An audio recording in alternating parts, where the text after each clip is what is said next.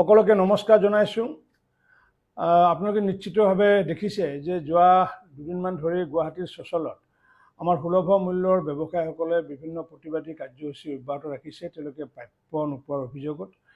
মই আজি অসমবাসী ৰাইজৰ লগতে প্ৰতিগৰাকী সুলভ মূল্যৰ ব্যৱসায়ীসকলক মই জনাবলৈ বিচাৰিছোঁ যে যিহেতু ভাৰত চৰকাৰৰ পৰা আমি যি টকা পাওঁ সেই টকাৰ প্ৰায় ৭৫% টকাৰে আমি তেওঁলোকক বিভিন্ন কমিশ্যন বা ডিলাৰ মাৰ্জিন বা এডিশ্যনেল মাৰ্জিন আদি আমি আদায় দিওঁ আৰু সেইটোৰ বাবে তেওঁলোকে প্ৰায় ৫ মাহ ধৰি পেলাই তেওঁলোকে এই পৰা বঞ্চিত হৈ আহিছিলে।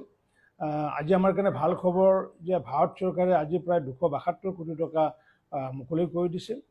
আৰু এই ২৭২ কোটি টকাৰ ভিতৰত তেওঁলোকে ডিলাৰ মাৰ্জিনৰ বাবদত মুকলি কৰি দিছে ১৬০ কোটি টকা আৰু এডিশ্যনেল যি মাৰ্জিন এডিশ্যনেল মাৰ্জিনৰ কাৰণে মুকলি কৰি দিছে প্ৰায় ১৫ কোটি ৫৮ লাখ টকা। গতিকে সৰ্বমুঠ যদি আমি চাওঁ প্ৰায় ১৮০ কোটি টকা ভাৰত চৰকাৰে মুকলি কৰি দিছে আৰু ইয়াৰ উপৰিও যিসকল ট্ৰেন্সপৰ্টাৰৰ বাবেও প্ৰায় ৫১ কোটি টকা মুকলি কৰি দিছে। মই সেই সুলভ মূল্যৰ ব্যৱসায়ীসকলক আহ্বান জনাইছোঁ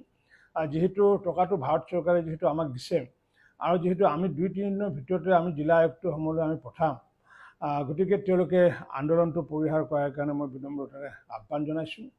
মই মাননীয় জিলা আয়ুক্তসকলকো মই আহ্বান জনাইছোঁ যে যিহেতু তেওঁলোকে অভিযোগ কৰি আহিছে যে বিভিন্ন সময়ত জিলাসমূহত তেওঁলোকক এই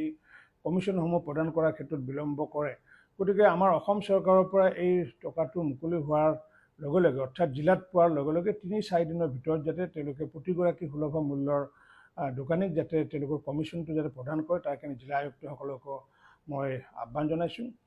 মাননীয় মুখ্যমন্ত্ৰী ডক্টৰ হিমন্ত বিশ্ব শৰ্মা ডাঙৰীয়াই তেখেতে নিজে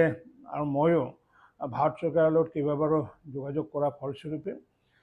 আমাৰ এই টকাটো ইলেকশ্যনৰ কোড অফ কণ্ডাক্টৰ কাৰণে বন্ধ হৈ আছিল যদিও এতিয়া ভাৰত চৰকাৰে মুকলি কৰি দিয়াৰ বাবে মাননীয় প্ৰধানমন্ত্ৰী নৰেন্দ্ৰ মোদী ডাঙৰীয়াৰ লগতে অসমৰ মুখ্যমন্ত্ৰী ডক্টৰ হিমন্ত বিশ্ব শৰ্মা ডাঙৰীয়াকো মই আন্তৰিক ধন্যবাদ জ্ঞাপন কৰিছোঁ আৰু ব্যৱসায়ীসকলক তেওঁলোকে আন্দোলনটো আজিৰ পৰাই যাতে তেওঁলোকে পৰিহাৰ কৰে তাকে আহ্বান জনাইছোঁ।